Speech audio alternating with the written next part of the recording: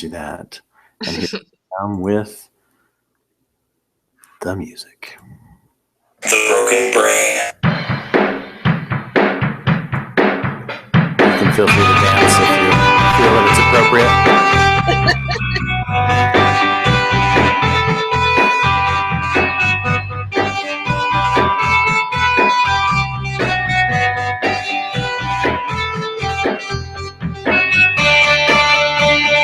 Then it starts to fade a little, then it starts to fade a little more till it fades away and you can't hear it anymore.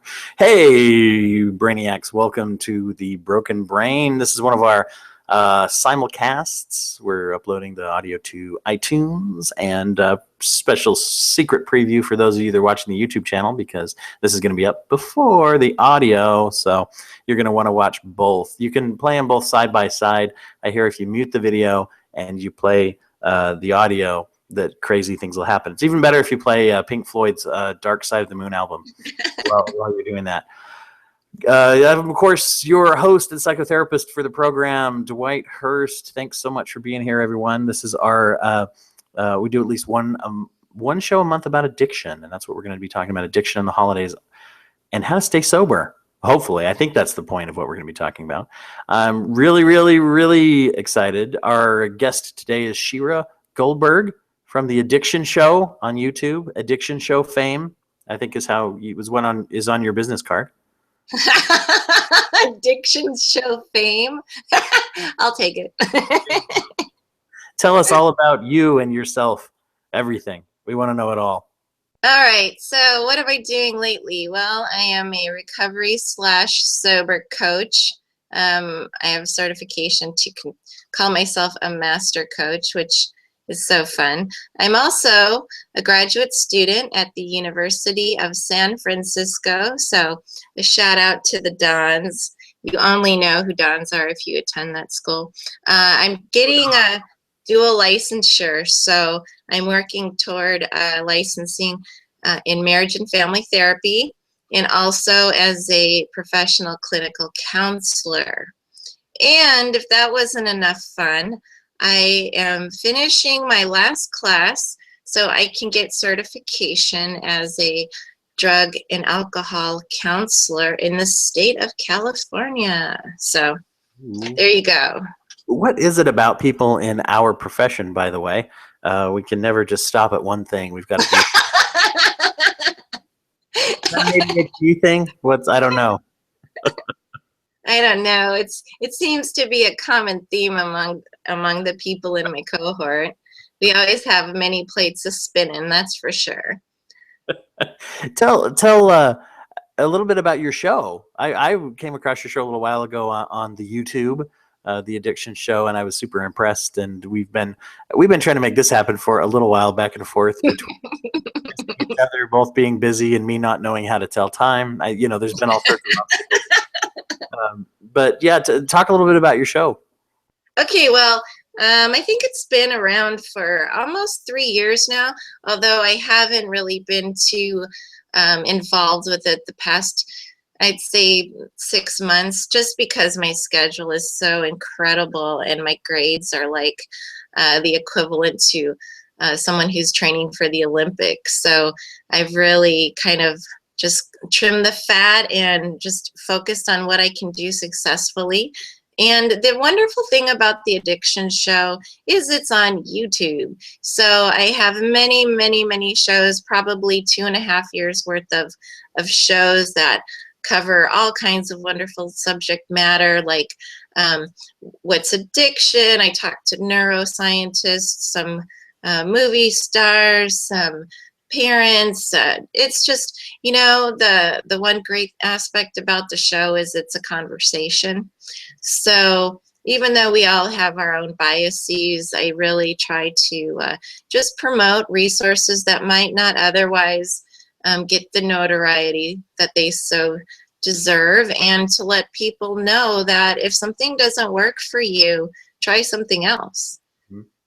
That's really a great thing that I've learned, just not only in my career, but in doing the podcast and talking to people, especially in the area of addiction, because I think a lot of people who haven't really gotten into that, either they have loved ones maybe who need treatment, or they've never been to treatment themselves, or maybe they just have never had an addiction problem.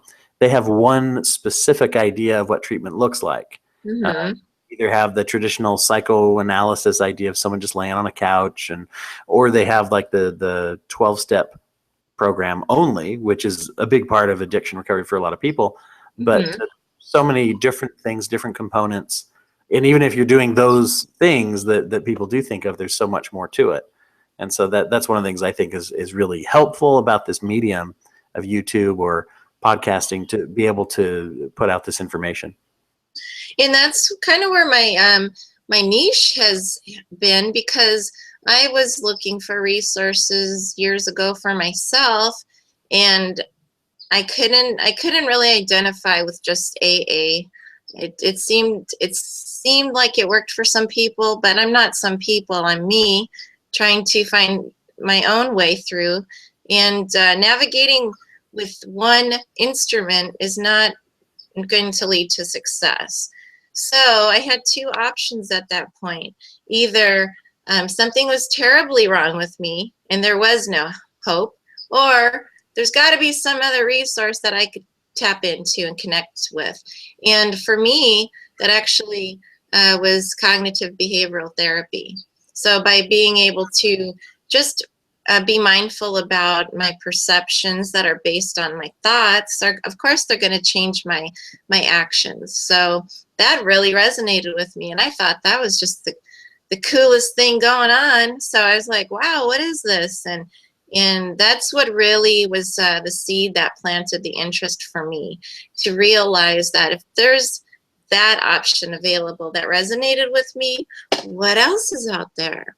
So I think there's a lot of people that share that sentiment, that just because something doesn't work for you doesn't mean there's nothing that does, or you're going to be pigeonholed into a life of misery.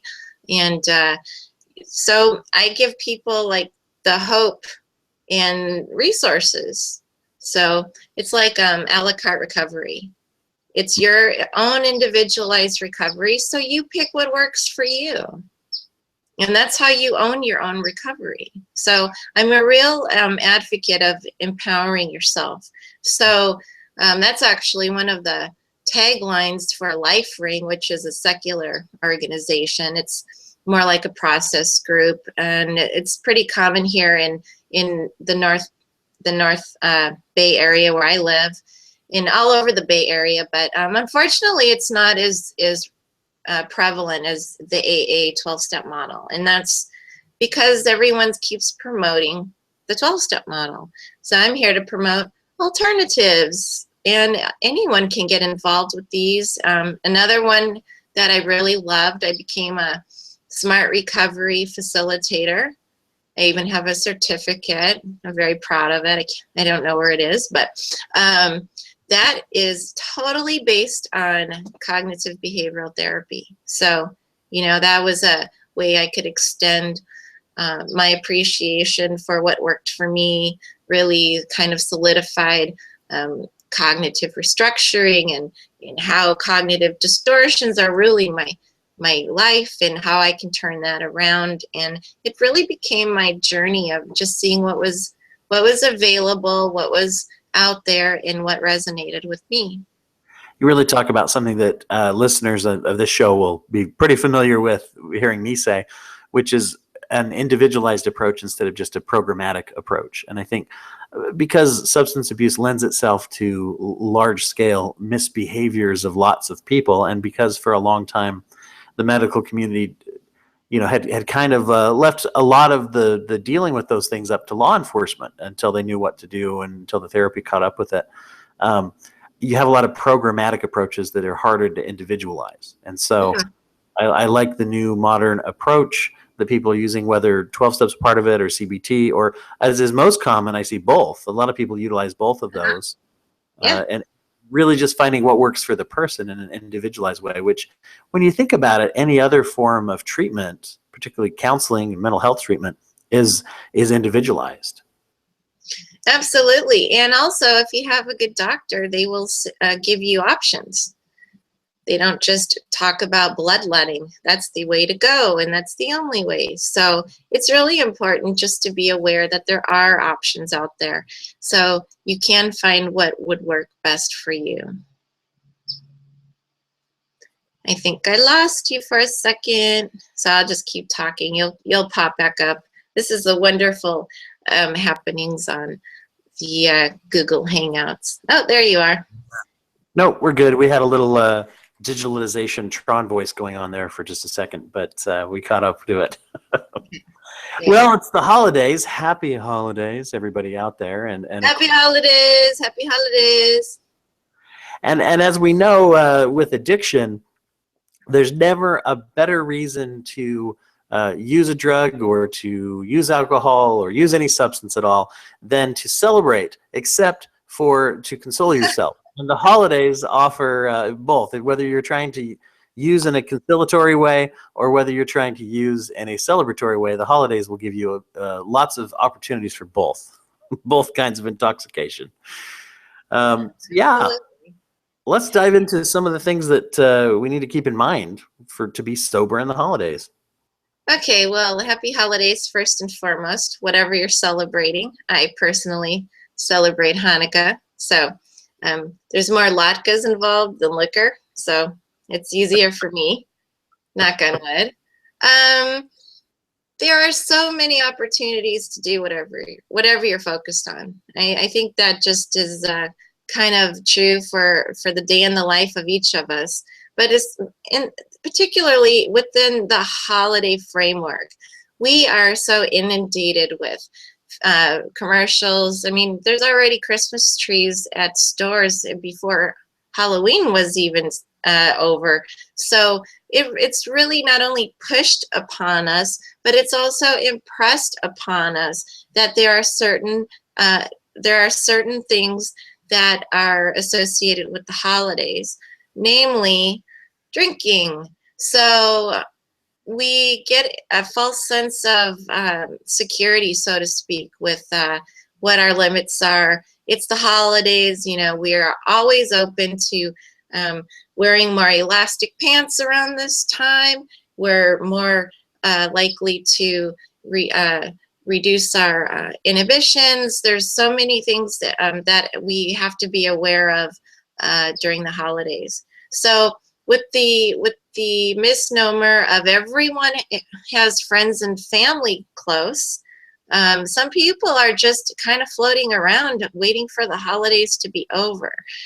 Some people are just trying to start their sobriety journey. Some people just lost their wife. I mean, so none of these things change because it's the holiday season.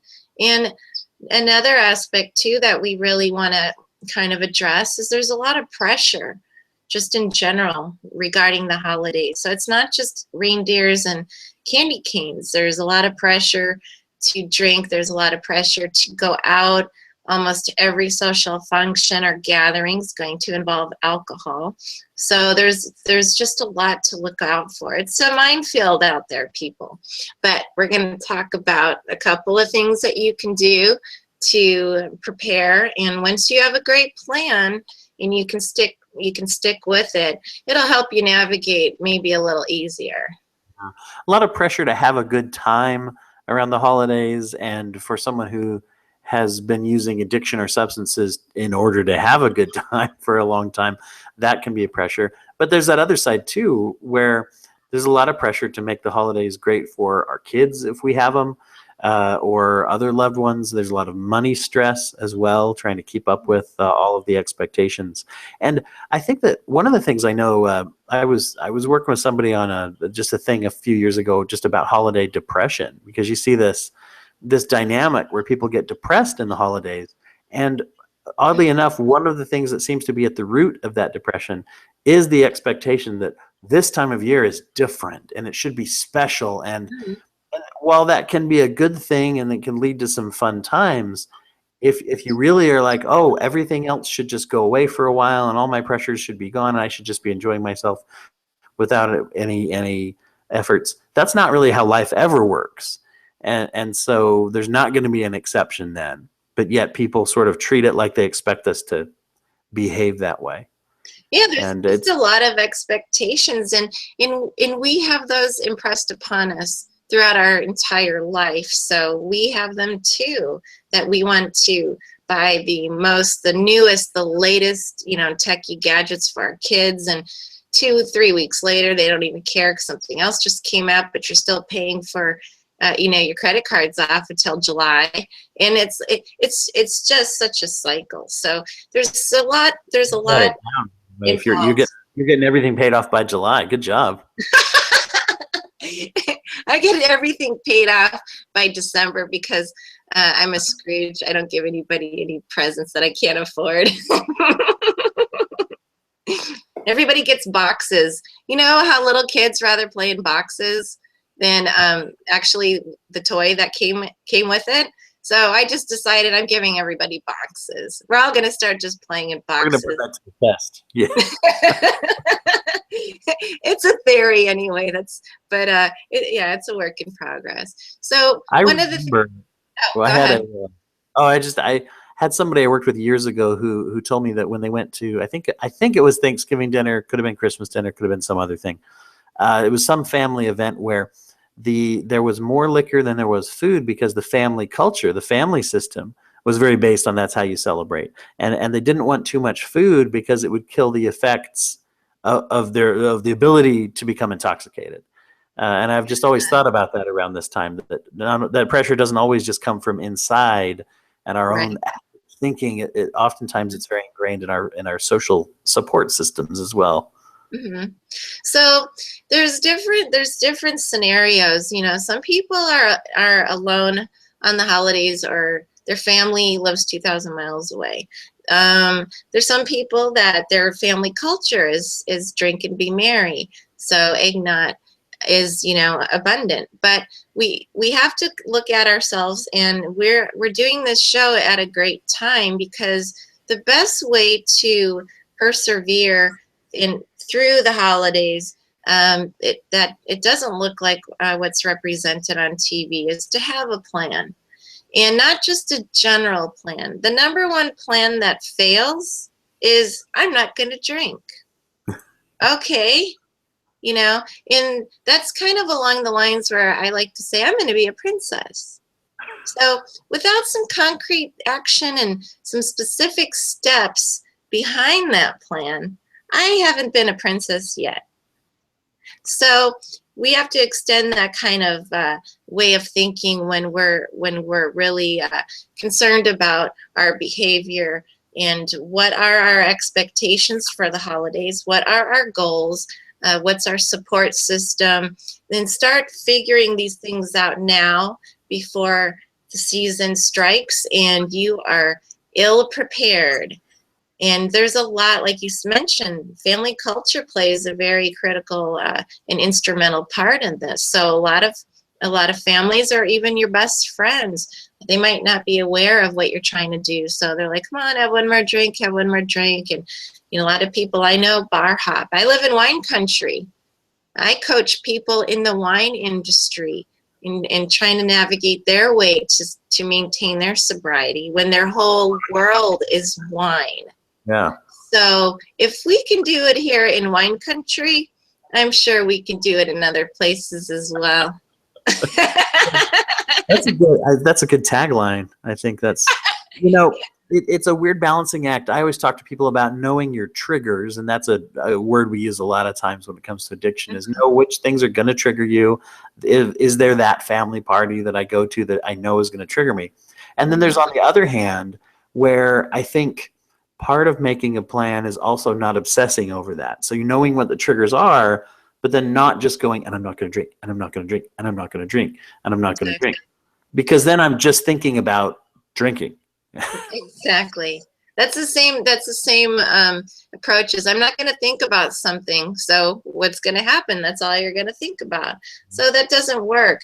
And I think people are more aware of what triggers means. And some of our semantics, it's just common parlance now. We all throw out these psychology words, and We think we know what we're talking about, but I think a lot of people do know what triggers are. And one of the most common ones is like the acronym HALT, hungry, angry, lonely, tired. But what I'm interested in is catching things way before that time, because it's a buildup of very different things that might not look connected, but it's a pattern. So if you can catch something, a month before Thanksgiving, for example, then you really can see where you're at and where you need a little more support, or maybe you need to have a plan. One of the most common things people don't think of is driving themselves. That's a specific thing that they can do. It doesn't hurt anyone's feelings, and you'll be able to get home safely, or take a taxi.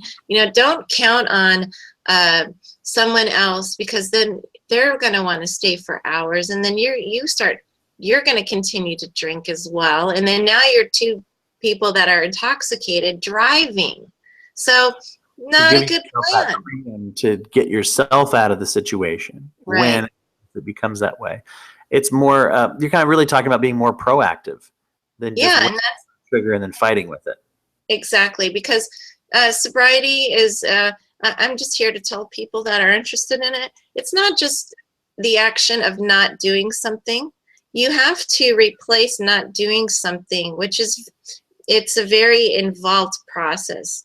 Addiction, it's a 24/7 environment. So once you remove all of that, you have all this time. So around the holidays, by having a plan, having specific friends to get together with, having a sober party, having a lot of people I know, like on Christmas, it's just a tradition. I go out for Chinese food, and that's because I'm Jewish. But it's something that is completely non-related to alcohol. So that is something that I've created my own tradition around the holidays. And that's really a that's healthy thing. Just in general, a healthy thing to create traditions in our own lives. And it's one of those things that when we are getting into addiction, we lose those healthy traditions because they get swallowed up. Mm-hmm.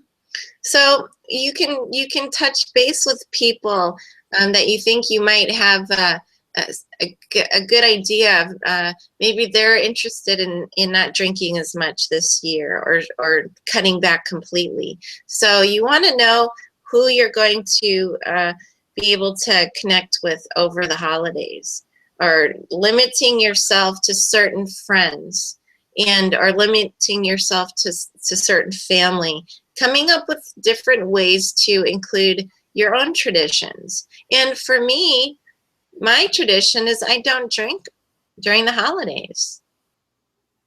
And it's something that not only I don't feel I'm missing anything, I'm getting so much more. I can actually remember what happened. Isn't that, that's a big part of it, is that redefinition too. I was thinking about what you're saying about the whole idea of the cognitive behavioral approach. Mm-hmm.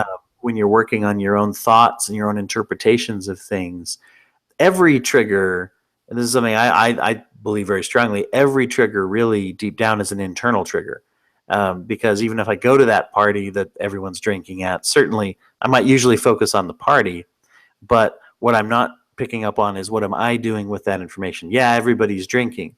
What does that mean to me? And if there's a part of me that says I'm missing out because everyone else is drinking, that's an internal process, and I can't control everyone else's behavior. Right. I can choose whether or not to be there, but I can also work on this and say, what am I thinking that I'm missing out on? Am I reminding myself of what it was really like when there was a problem? Mm-hmm. Yeah, that's a great point. Sometimes when we're used to situations, we're not really analyzing and interpreting how those situations are affecting us, or what those situations mean to us. So for some people are just habitual. You go out. I know plenty of people that have dinner with their families over Thanksgiving, and then they all meet up at the bar, and that's pretty common. Getting away from the family and getting into a bar. So what are some other things that you enjoy that you can attribute to happiness that goes along with what you're trying to accomplish overall?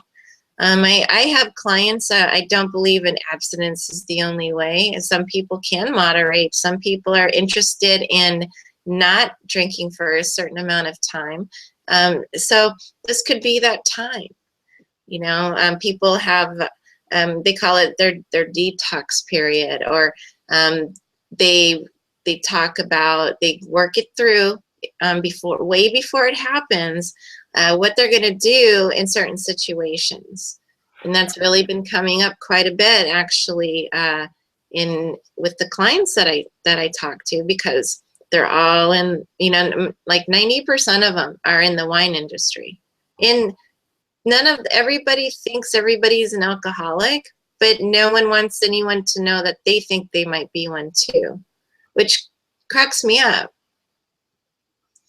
Do you find a lot when you talk about that, basically that harm reduction approach as well? I think that's another good thing to talk about, is that not everybody has the same goals over the holidays. And that's especially important probably for loved ones or people who are providing a supportive role. If you are being in a supportive role for a friend or family member and you don't know what their goals are, it might be good to offer to them to have that conversation and say, hey, what are your goals? Because I want to support you. I don't want to jump down your throat if you're doing something that's actually in line with your goals. On the other hand, I don't want to set you up for failure either. That's a really great point. I'm glad you brought that up. So there are people that try harm reduction and it doesn't work. But this is like I said, it's a very individualized journey. It's your journey. So you're gonna navigate and get sidetracked and forget where you're going and get back to it. And what works for one might not work for the other. So having those conversations with people that are in your support system is really critical for you as you redefine yourself and what your goals are when it comes to drinking or smoking weed or whatever your goals are. So, and the other important thing too, as the pendulum swings in its extreme directions, is if you are really interested in abstinence and only abstinence, what would it look like to you if you did have a slip and have a drink at a party? What is, so it's plan for that, right? Exactly. I often worry when I hear people sometimes who'd say, "Oh, I don't have any more relapses in me." That's kind of an addiction parlance for I'm trying to tell myself not to relapse again. But the fear that I have with that when I work with clients is they say, "Well, if I relapse again, I'll probably never make it back to sobriety." So they're either planning to completely throw their life away once they have a slip up, or possibly to kill themselves. So that's the other thing. I see people become suicidal when they believe that sometimes. Yeah, and then with the holiday season, we hear, I don't know whether it's factual or not, but we do hear there are higher incidence rates of suicidal ideation or suicidal completion. So if you already have that in the mix, and then you're going to be dealing with alcohol, this is a cocktail that's more damaging and can cause a lot of disaster. So if you do relapse or you do slip, what is that going to look like to you in your program? How are you going to be able to recover? Are you going to just give up on yourself and just go out and or are you gonna, I always say, hey, rein it back in. So you did that. It's the same thing with the person, in my mind, is anyone who's ever been on a diet, don't tell me you've never not had a piece of chocolate cake on that diet. But you didn't just say the hell with it and I'm just going to eat as much chocolate cake as I can until I die of a diabetic coma and they have to pull the plug. Or if you did, that wasn't the recommended response by your dietitian. No, I have a friend of mine. I don't think he invented this, but I started using this term after I worked with him. Another therapist that I know who talks about the difference between a relapse and a collapse. Basically, don't let your relapse turn into a full collapse. Oh, I like that. you still have goals to stop yourself from a relapse, but a relapse is I messed up and then I look in the mirror and I see someone who doesn't drink who drank, and now I got to deal with that. A collapse is I'm drinking again. Now what do Right. I? They're both, there's solutions for both, but to know that you can have a win even within a relapse, I think is very valuable. Yeah. It's a slippery slope, my friend. Slippery slope. And I thank your friend because I'm stealing that and running like the wind with it. Relapse I or think I collapse. stole it from somewhere else too. Oh, nothing we talk about is ever original. No one's reinventing the wheel over here. I think, but I think that's what we're talking about. That's what you and I, with our shows, we're bringing spotlight and awareness on a real, just a very human issue. A lot of the things that we deal with, we don't realize so many others are dealing with the same concerns. So if we could feel comfortable in our support, I really think that those that have support as far as friends or family are really fortunate. So you can talk to people about this, because the one thing, it's interesting, I joke around, but I'm pretty serious. I refer to myself as a recovery superhero. And my name is Shira, so I'm like half, I was born halfway there. But what I think we need to do is, as we learn, we teach. So, meaning for those of your clients that are in recovery, they are learning, maybe not at the same pace someone who's in their support system, because they're the ones being proactive, attending meetings or going to counseling or seeing a therapist, or they're really working on themselves, and that creates insight.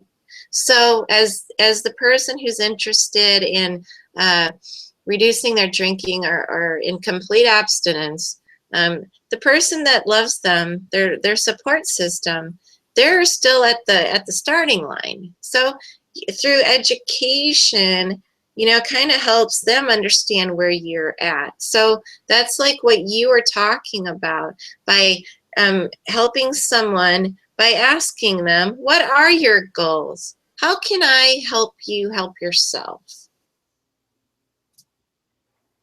It's very good stuff. And I think along that line with the support system, one thing I'll say too is sometimes it can be very overwhelming when your friends have traditionally, like you said, gone to the bar or gotten together and smoked some joints or whatever it is that they do after hanging out with the family.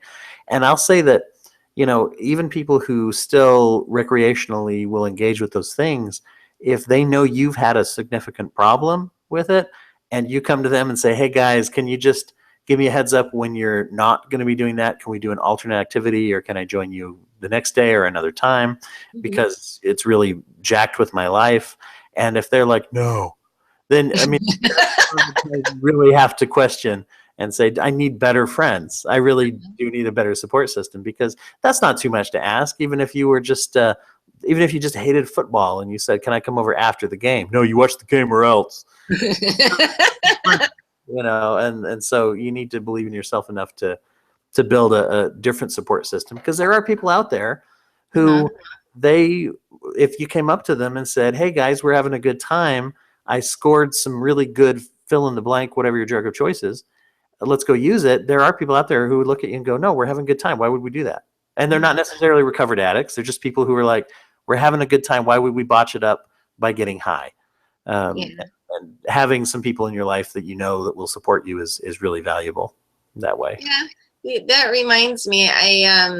I always say, why do we feel the need to have to put happy on top of happy? Because we're so inundated by social pressures. Oh, you have a baby, have a drink. You're getting married, have a drink. You get it. Like, can't just the event be happy on its own? Why do we have to top that off with more happy? A happy chaser, yeah. Yeah, a happy Title. chaser. Use that title for something. Sounds like a great title of a book. Yeah, it should be. We'll have to edit that part out. Nobody take it. Lifetime Movie Network. A happy chaser.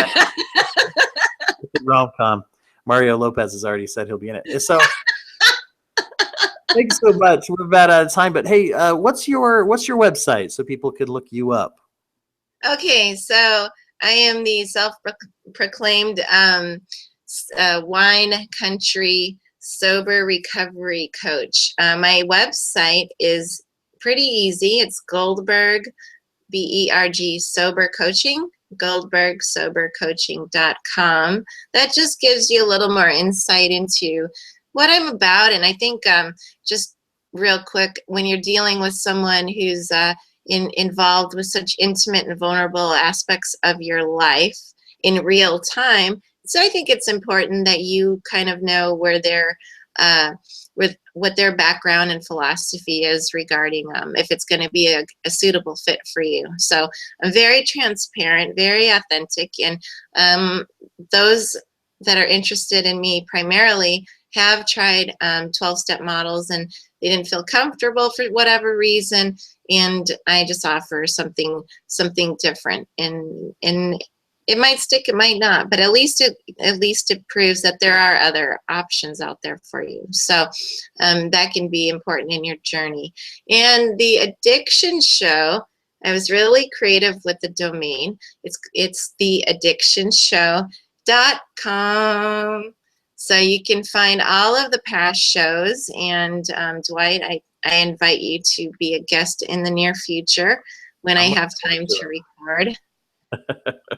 I'm excited to do it. We've been, one of the things that I think is really fun about this kind of model, and you just what you were just alluding to, is that whether it's podcasting or the YouTubing or both, like we're doing right now, it does allow people to see that transparency and say, oh, is this a treatment professional that I want to get involved with, and kind of get an idea of the philosophy right off the bat. Well, awesome. Those are also going to be available on the website at dwighthurst.com. If you go to dwighthurst.com/podcast, particularly while this is up, there'll be a link to it as well, and there'll be a link to this video while we're doing. Shira, thanks. It's been so much fun. Happy holidays. We'll let the closing music, take us out here, but so feel free to, dance along to it if you wanna, if anyone wants. And we'll be in touch again soon. All right, Dwight, as usual, you are just a pleasure. I really appreciated and enjoyed myself on your show. Oh, thank you. You too. Bye, everyone. Happy holidays.